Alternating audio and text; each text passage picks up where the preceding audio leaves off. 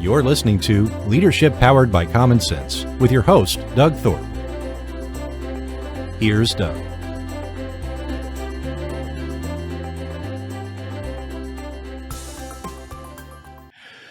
Well, hello again, everyone. You're listening to Leadership Powered by Common Sense. I'm Doug Thorpe, your cruise director, and we are going to visit today with a gentleman who is a longtime leader in his own right. He's written 16 books, I believe it is, and his name is Glenn Parker. Glenn, welcome to the show. Looking forward to our conversation. As am I. For those of you that are streaming, you can't see this, but on the video, Glenn's got some images in his background of some of his books. And the latest is one called Positive Influence Leaders. But before we get into some of the books and the book ideas, Glenn, give us an idea of your background and your journey. And I know it's probably long, but try to pack it in. Tell us what you got. All right, let me be brief. After graduate school, I grew up in New York City, basically a street kid. Went to high school and college there, and sort of grew up on the streets and subways and the like, and so. Big sports fan, so I always was interested in teams and teamwork. Then went to graduate school, went for a doctorate at Cornell, and then when I got out, went to work, had worked in leadership training and development, learning and development for a while, and then circumstances which are not all that interesting. I ended up earlier than I might have anticipated going out on my own in a partnership with another gentleman, and so at fairly young age I was out working as a consultant, working with a variety of different organizations, first nonprofit, government, and then transitioned into the corporate world. I was always also on a personal level, married, 3 children. Now I have 6 grandchildren, and so very active part of my life. Fortunately, they all live nearby. And I've also been very much of a community activist, working for various nonprofit charitable organizations, political organizations. So I've always spent a good part of my time working for and with other people outside of my work, and that's been that's been a real joy in my life. It's come about 25 years ago. I actually was diagnosed with cancer. And was treated and have had no reoccurrences. Let me find some wood here. Yes. Start, knocking. And but I got involved with the American Cancer Society as a volunteer and started an event called Run for Dad, which was to raise awareness and about the dangers of prostate cancer and the importance of screening, early detection. And that was very successful. It's probably probably close to being the proudest thing that I've done outside of my family. That's kind of in a nutshell, who I am, and I'm still doing all of those things. I have a lot of energy, and so I bring it, and so I'm always very active in terms of a variety of different things going on. I've also, to your point earlier, I've traveled a great deal, not only for work, but also, personal travel. And I enjoy the adventure of travel as well. So, yeah. Well, in the journey that you described there, I know you've had exposure to and worked with a lot of leaders at different levels and different size and type of organizations. And as I recall, that led to some of the research you've done in a couple of your books, you tell some great leadership stories. So talk about that one book that. So the book about how did we come to write about positive influence? It turned out that a man that I was very close with, he started out as a client, and I worked for him for 20 years, and we became friends and colleagues. And he eventually, this was in telecommunications. He worked at Bell Laboratories and then Bellcore, and then then we became personal friends. We knew our families, and unfortunately, he got ill and passed away a few years ago. And I got a notice about a memorial for him, and I was obviously planning to go. And I started to think about him and his impact on me. And I kept coming to this phrase, he was a positive influence on me. He got me to do things I had never done before. And I was not a child. I was an adult, man. But he kind of stretched me this way. So I came in to set up teams to convert his organization to a team-based organization. And when I finished with that, it took a couple of years to do that.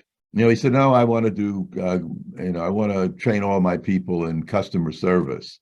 I said, well, Bill, I don't know anything, but I know a lot of people that do it, and I'll bring someone in. And he said, no, I want you to do it. So I said, well, I said, I don't know. He said, you'll learn. And I did. And then he did this several other times. And so I said, I can't be the only person in this world that's had someone in their life that was a positive influence. In fact, most people have more than one. And so I called up Michael, my son, and I said, here's what I'm thinking about doing. And we're not in business together. He has a completely different career. He's a senior leader in financial services. I says, I'm thinking about writing a book about this. He said, and I told him a little more of the detail. He said, well, I'd read that book. And this was, quite a compliment coming from him. He's well read in leadership and management and the like. And I said, well, just off the top of my head, I said, would you like to write it together? He said, I would love to. And that's how we came to write this book. And let me tell you one other quick story, because I started to think about who else in my life was a positive influence. And it was my first boss out of graduate school, my first job, and my first performance evaluation. That sort of dreaded meeting the first time you meet with your boss. He's going to give you feedback on how you're doing. So I'm in the meeting with Larry, and my job was to do research and write reports. That's what I was good at. And so yeah, he would say, we need to know something about such and such. And I would go off and research it and write a report, and it would get passed around the organization. So came to that point in the performance evaluation where it talks about your development plan. What do you want to do going forward? And I had been noticing the people across the hall in leadership training, they seemed to be having a great time. They were traveling all over the country, doing workshops, and they would come back with stories, travel stories about the workshop. And I'm sitting there writing reports. And so I said to Larry, gee, I think I might like to do that. Could I, as part of my development plan, observe a class? So he said, well, Glenn, as a matter of fact, I'm going down south next week, and I'm going to be conducting 2 leadership training workshops. You can come with me. I said, great, I would love to do that. He said, here's the only thing, I can't justify your travel expenses unless you teach something. So my lips started to quiver. I said, yeah. That first time, right? So I said, I said, Larry, how could I teach? I don't know anything. He said, we'll figure it out. I taught a unit, about 2 hours, and it went very well. And I said, this is what I want to do. He didn't say to me, well, we have a workshop to conduct. Why don't you do the workshop for 2 days and I'll sit in the back and then I'll give you feedback. No, no, no. He set me up for success. He gave me a very defined, and it was a topic I knew, and I knew a good bit about. And it was 2 hours the afternoon of the second day. So the group was already warmed up and they were into it. And it was he teed it up so that I could be successful, and I did. And I noticed that I know and decided at that point this is what I really wanted to do. And that's what being one of the things about being a positive influence was. He saw something in me that I didn't see in myself, that I had Correct. Yeah. something within me, and he put Yeah. me in a position to succeed at it. Now, Larry was quiet, kind of guy. You would never, he was not a charismatic, big personality. No one would ever confuse him with Tony Robbins. I mean, he was, he's just but he had insight. Yeah. Yeah. And so I didn't realize at the time what he had done, and he did it instinctively. And I didn't realize until late, and I started to think about this idea of positive influence, and there it was. God bless him for doing that. But that Right. was the first real personal experience. And by the way, Doug, this is how we think. We present a lot of what we have learned through stories and quotations by people that make it a lot more impactful than, here's a list of the 5 characteristics of a positive influence leader. Does that make Right. sense? Right. Oh, yeah. Yeah. No, definitely. Just reading a boring and drying list of attributes doesn't get it. You need to try to hear a story and connect with something that you might hear in that story that says, "Oh, okay, that's what that is." And I really like the nuance that you've added to this word influence. There's a lot of teaching that I'm familiar with that says leadership is about influence. The positive is assumed in there. But Right. I like the fact that you call it out and name it as the significant difference, because obviously we can influence a situation, but it may not be a good outcome. Well, yeah, that's a great point, because when Michael and I started doing interviews for the first book and asking people about, who was a positive influence in your life, I guess the second or third interview, someone said to me, aren't you going to ask about negative influences in my life? Because I've had a lot more of those. We said, oh, we need to ask about that. So we started asking about that as well. But we put it in the concept of what happened and what did you do about it? Right. Right. So how did you convert a negative influence, a negative experience into a positive for you, that you could learn to say, when Right. I get my turn, I'm not going to do that. So there Yeah. can be a learning in that as well. So thanks for bringing that Well, up. a lot of my audience who's followed me knows much of my story, and a big part that I refer to is the fact that I grew up an only child of a single mom, and my dad had died when I was 2 years old. She did not remarry and chose to instead surround me with mentors. She found people in the community, and these guys weren't front page news guys. I mean, they weren't famous and popular, but they were good, solid, salt of the earth. And I started, doing things with them. I mean, I had a guy that would taught me how to fish, and another guy that taught me how to play tennis, another guy that taught me woodworking, and just some really meaningful experiences. And while we were doing all that, obviously there was more discussion about life and what it meant to be a Sure. man and how to grow up and do things. And I was, in fact, telling somebody just the other day that one of the takeaways from that is that as I got older, even though I still harbored a little bit of anxiety about not having my real dad, I was a little jealous of everybody else that had their dads. I learned quickly that, honestly, to put it bluntly, that was kind of a crapshoot. Some of these guys, their dads weren't necessarily nice people. Right, exactly. Yes, And they were not. one little factoid in the story, not to denigrate, but my dad was an alcoholic, and that's why he died. So if he had lived and been around, who knows what kind of life I would have had at home. Exactly. No, no, no. That's um, that's a very good point. And I think if I know anything about you, Doug, is that one of the things about people who have had benefited from positive influences in their life, they tend to pay it forward. Oh yeah, And am I yeah, right about yes. you? Oh yeah. Yeah, yeah. And part of it is what you're doing right now as well.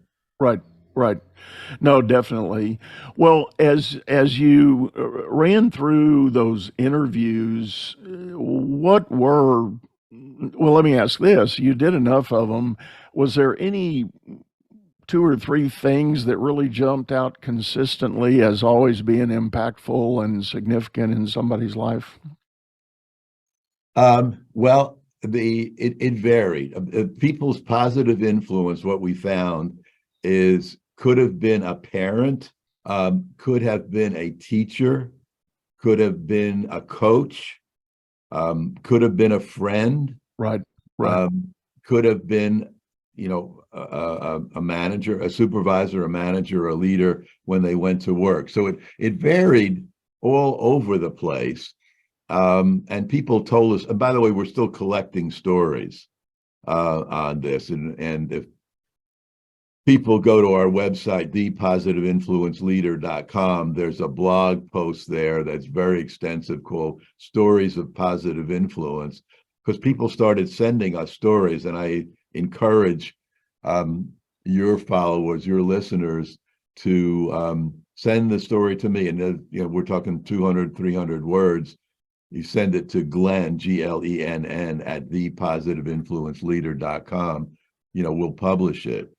But we got we people, all kinds of different people became um, were able to have influences that were extremely positive, as well as people who had negative influences and had to overcome them. I mean, Yeah. some of the things were pretty bad. But I think, as you know, we thought there were more things that we could do with this idea of being a positive influence leader. And so we were thinking, okay, maybe we'll do some research on teachers, because so many of us have had a teacher that was a positive influence. My mom was a teacher, and she was a big influence on me, and I know on a lot of many of her students. We thought maybe, we can do a book on a coach or coaches who were positive influence, both sports teams as well as life coaches and executive coaches. And as we're looking around to do that, COVID hits in 2020. And this first book was released in May or September of 2020. And we're looking around to do this. And gosh, the thing is hitting us right in the face. And Yeah. Michael said to me, because we thought, oh my God, we're releasing a book in the middle of this worldwide health crisis. Nobody's going to be interested in reading a leadership book during this time.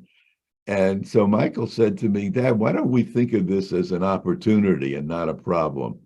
And I said, what do you mean? He said, why don't we write a book about positive influence leaders in a time of crisis? How do they handle themselves? It's a very different kind of situation than they're used to. And that's how we came to write the second book, which is about to be released. It is interesting because what, as you were describing that, what flashed through my mind is that when we turn to, and us in the professional coaching world, we do rely a lot on various assessment tools to Right. help people understand personality and psychology about who they are and how they need to show up or what they need to change when they show up. And one of the principles that usually goes with that, without much debate and exception by psychologists, is that when we're under stress and pressure, our personality changes. There's kind of this alter ego that may show up if you're not able to regulate that. Right. If you're not sensitive to the probability of that happening as a leader. So my experience going through that, talking to leaders, and by the way, just kind of for the record, coaching actually did an uptick during COVID. You would have thought that that would be a nebulous expense that companies would cut back on, but contrary to that belief, it actually went up. Yes. People were seeking encouragement, guidance, and direction to find new answers. So Yes. all that experience, and the leaders I talked to during all that realized that if they didn't check themselves, they were not going to be the leader they wanted to be during that crisis. So that, in my book, that was really step one of showing up as a positive influence leader during that time. Yeah. No question about it. And when this tracks very well, because when we asked people what were your biggest challenges during this time, during the COVID, we ended up with about six buckets of things that went into, but probably the one that was most dramatic and probably hit more of them than anything else was simply the emotional toll that it took on the people in their organization and on themselves. Right. That's why I think that you're saying, and I have colleagues that are also executive coaches, they said the same thing. Glenn, my business is booming during this time. Now, yes, it's via Zoom, but it doesn't matter. I'm more and more people are looking for that kind of thing. So the emotional toll was probably, and we never ranked them or did anything like that. We just told the story because the stories were dramatic enough, Doug, um, that the emotional toll on them and as well as on their people was paramount. Let me give you, if you don't mind, let me just give you a couple of quotes Yes, from please. the interviews because they really tell it a lot better than I do. A man named Mitch, Mitch Rudin, his name is. He's the CEO of a major commercial real estate company in New York City. He said, "This is what he said." He said, "My biggest concern during this, my biggest concern was dealing with the mental health of our people while trying to maintain our positive, upbeat culture."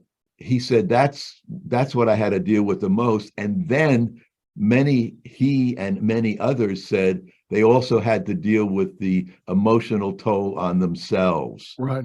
that it hit them in so many ways. They had to deal with what impact it was having on the people in their organization.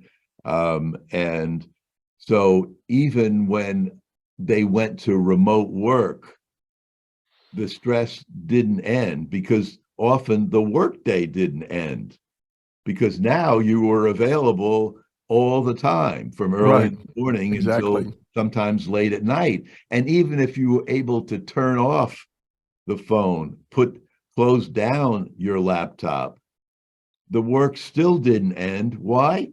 Because the kids were home from school and they needed to do their homework.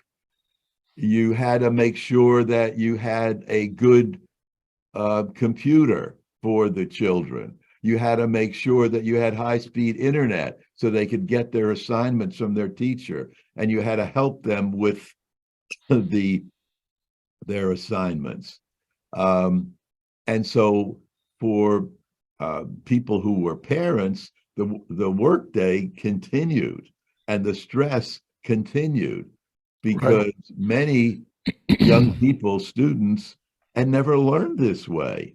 Yeah. Some of them, and I know some of them, just had a real hard time adapting to sort of one-on-one learning. I'm looking at a screen as opposed to being in a classroom. Business is all about solving complex problems as fast as you can create them. Become the best problem solver by leading others to greatness too. And the first step is going to DougThorpe.com. Doug Thorpe is known globally for coaching entrepreneurs and business leaders, improving their performance and the work output of everyone surrounding them. You can find health, wealth, and happiness by learning to lead others to health, wealth, and happiness. Go to DougThorpe.com now and order Doug's books or hire him to coach your managers. That's Doug, THORPE.com. No, that's true. And as I've talked to people, I agree. And leaders I've worked with have said the same thing. They're very worried about the mental health, or were worried, and still are actually. But you're right. And part of the dynamic is we collectively kind of lost all our boundaries. We used to have a pretty good rhythm of getting up in the morning, taking care, getting kids off if you've still got them at home, but then you do the commute to work. So that's kind of a dividing line. Yes. And you focus on your work, you do the commute home, and that's another dividing line. And yes, everybody had some form of maybe carrying stuff home to work on. But to your point, during the lockdown, with all the chaos in the homes, people would say, well, I had to take 2 hours from 9 to 11 to deal with my kids. So in my mind, I owe the bank 2 hours. Yes. So if I do that from 7 to 9 at night or 9 to 11 at night, that's what I'm going to do. And I'm going to make up my time. But what would have been 2 hour exchange turned into 3 hours because you got involved in something else. And then it just kept expanding. Yeah, no question about it. And on top of this, there was the stress of, will I have my job? Am I going to be laid off? What about loss of income during this time? Right. There was a lot, all of that was layered on top of worries about, are we going to get sick?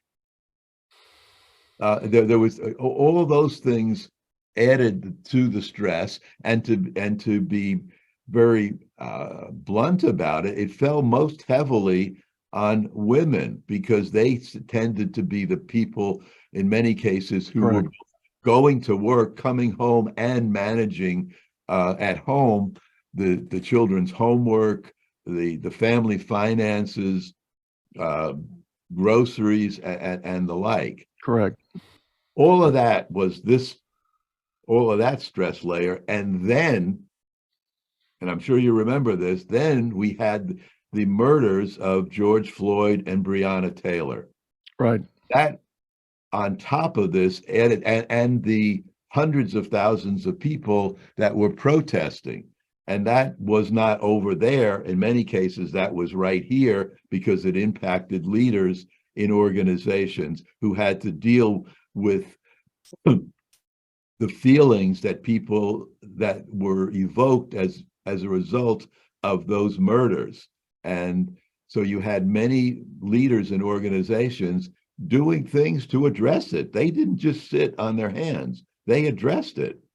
For example, Eric Nordstrom, who was the CEO of Nordstrom department stores, clothing stores, he had to fly down to Florida because one of Nordstrom's employees in Florida was mistreated by the local police. And I guess he said, I'm not sitting up here, I'm going down there to talk to the police and talk to the employee and talk to the other employees and say, we understand and we're with you.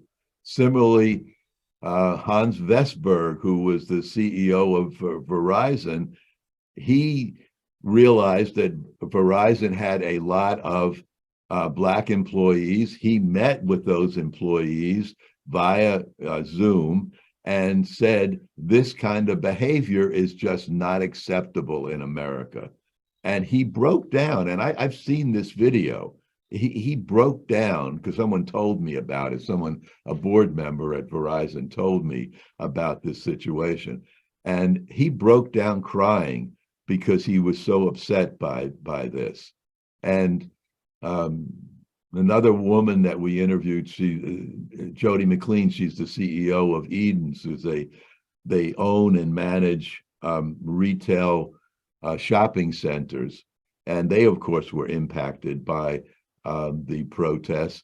But she did a very dramatic thing. She got a copy of Martin Luther King's letter from a Birmingham jail, and she sent it out to all employees around the country, and they set up small group meetings where they, with a facilitator and 10 people, and people just were allowed to unload and discuss their feelings. So they had to deal with all kinds of things, Doug, at this time. It just kept pounding on.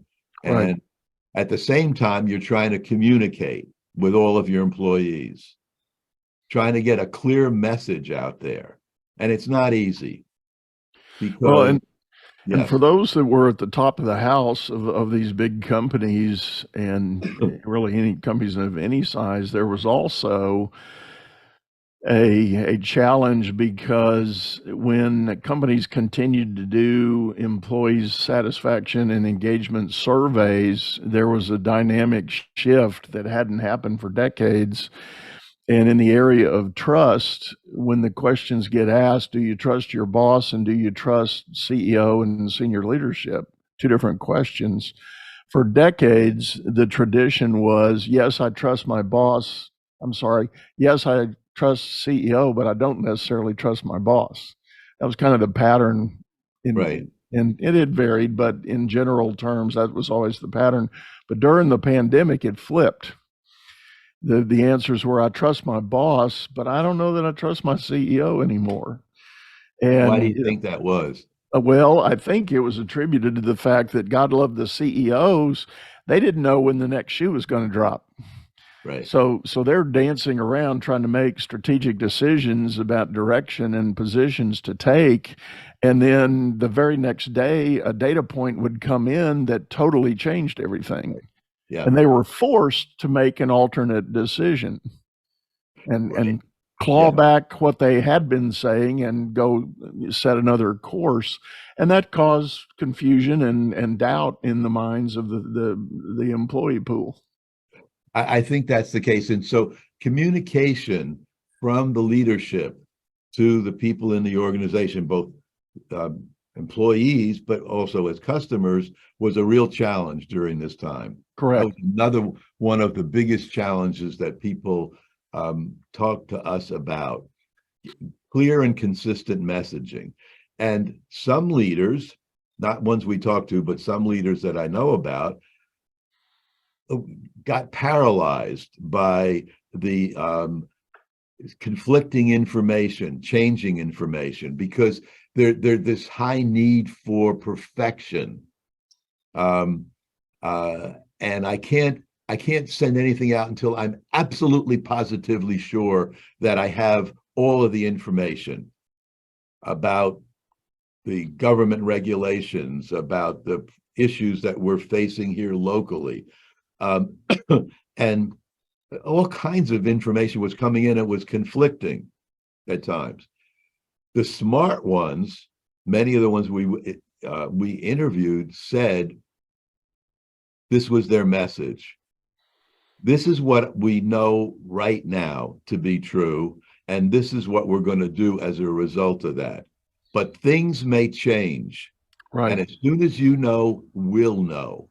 You cannot be afraid to tell the truth and say, I don't know right now, because many of these organizations that we talked to, we tried to pick people in businesses and in industries that were most impacted by COVID: healthcare, hospitality, meaning restaurants and hotels, transportation. We interviewed the COO of Amtrak, real estate, education, school superintendents, heads of schools, principals we talked to.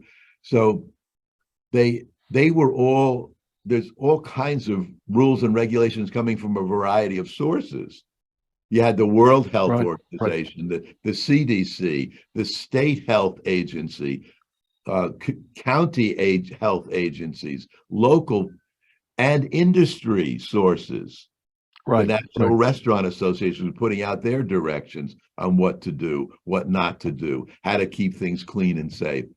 It's all coming at you, and having to manage all that communication was a real challenge during this time.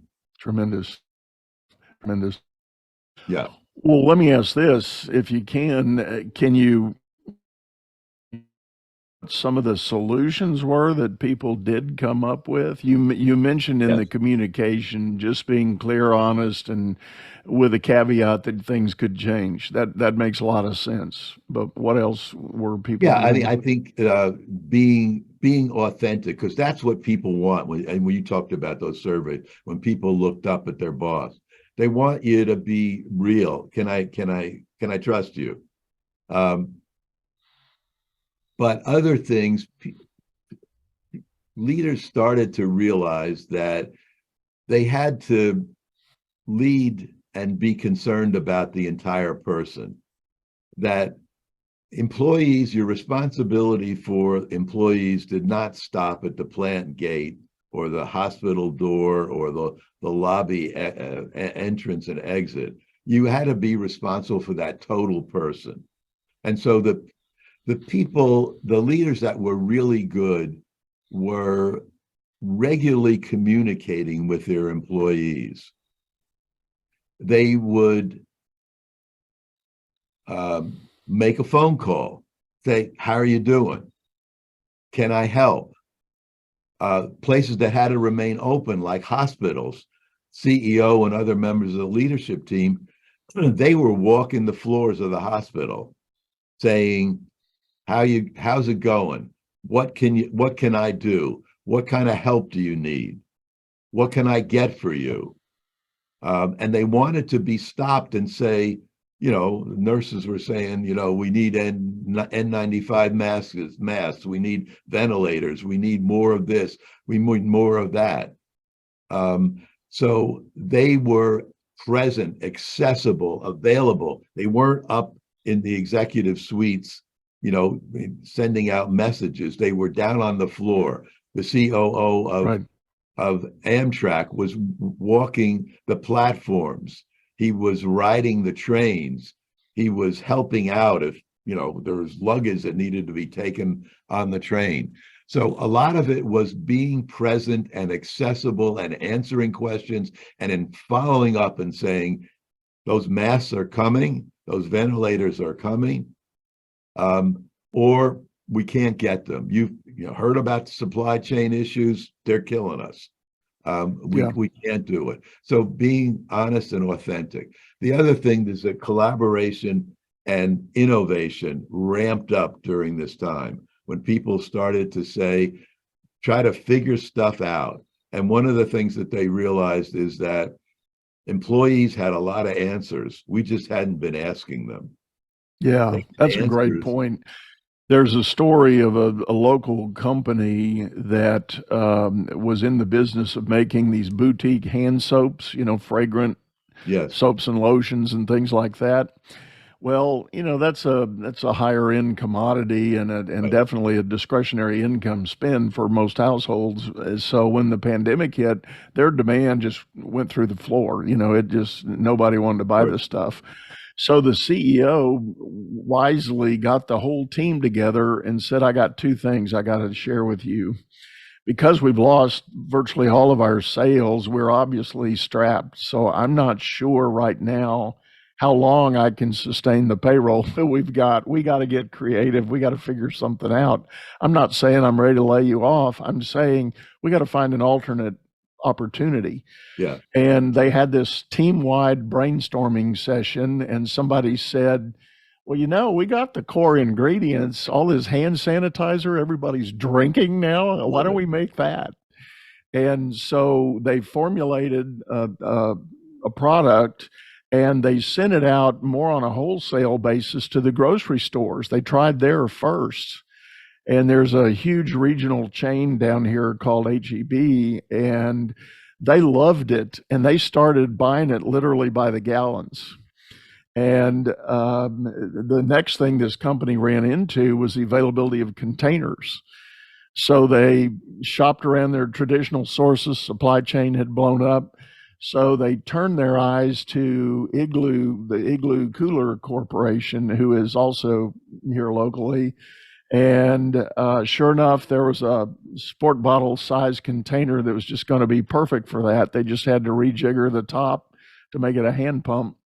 And they started shipping it in those containers, and the whole company, actually, it just about tripled over that. Yeah, that's and we have a lot of examples. I'll give you one. There's a Mike Axiotis, who's the CEO of a company called Lehigh Valley Restaurant Group. They own 21 Red Robin restaurants. That's a chain of middle range burger place. Yeah. And he said during this time, during COVID, we would meet with the general managers either in person or via Zoom, and we would ask people like, how are you handling various things? What are you doing about the menu? How are you keeping the place clean? What are you doing about staffing during this time? How are you handling takeout?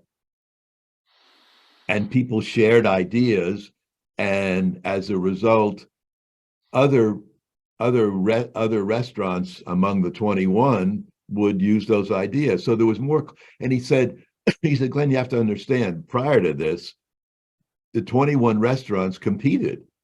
Everyone wanted to be number one in our group, in sales and in customer satisfaction and in cost reduction and all kinds of things. But now they were collaborating. One restaurant had a good idea, all the other restaurants picked it up. Yeah. And he said, we're never going back. Yeah. The old ways.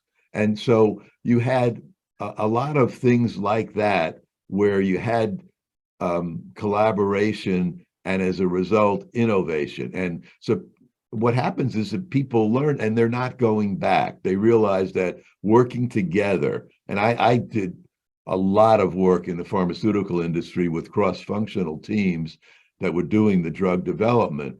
And it was the meshing of ideas from various people from various disciplines that resulted in the best product ideas and outcomes and commercialization of those products. And so that's the kind of thing that came up during this time. A very famous story about the Javits Convention Center in New York City, a big venue for trade shows and conventions and the like. Of course, there were no conventions. No one was coming to a 10,000 person convention in New York. So this space was available. And so I actually interviewed the president of the convention center. He said, we weren't doing anything. And he said, all of a sudden, the Army Corps of Engineers comes to us and said, let's together figure out a way to turn this into a field hospital. And within about 4 to 6 weeks, they converted this whole place into a 2,500 bed field hospital because New York City was dying for hospital beds, and they dealt with the overflow. It was, a lot of stories like that where things came up as a result. And so leaders said, we've got a lot of great people in this organization, and we're not using them because we're not asking, how can you help? What ideas do you have about this? Right. And they're not going back. Yeah. They're not going back. I agree. Yeah, those that really made some great choices and really did big pivots really are going to, show up as the winners of the day back then. Well, Glenn, we're about up on time here. Sorry, go ahead. One quick thing. The other thing was about one of the so-called Great Resignation. I'm sure that you've heard about it and Correct. covered it in your work. A lot of places don't know what you're talking about when you mention it, because they've been working on creating a great place to work, and that's what that's what one of the things that came out of the crisis is that people want to work in a place where they're appreciated, where the boss says, thanks. You did a great job under very difficult conditions. They want appreciation. They wanted it before COVID, and they want it even more now because the stress and strain. I mean, I have some unbelievable stories of what went on in some of the hospitals about what I mean, what the stress on employees who had to keep working in the hospital, the Right. worry about their patients, but the worry about bringing it home.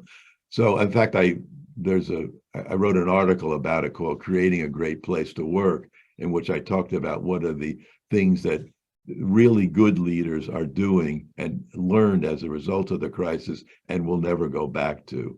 And that's on our website, and it's also we put it on LinkedIn as well. Yeah. So anyway, I know you wanted to get to something. Well, we're about up on time. We need to kind of put a bow on this, but I really appreciate you sitting in, Glenn. This is great work, and I want to highlight the thing that jumped out at me, and that is I love your title.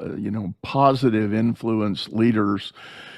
Because anybody in a position of authority can have influence. It's not always going to be positive, though. And the goal as a leader is to figure out what positive influence you want to have to not force your people to say, well, I see what he did. I don't ever want to do that again.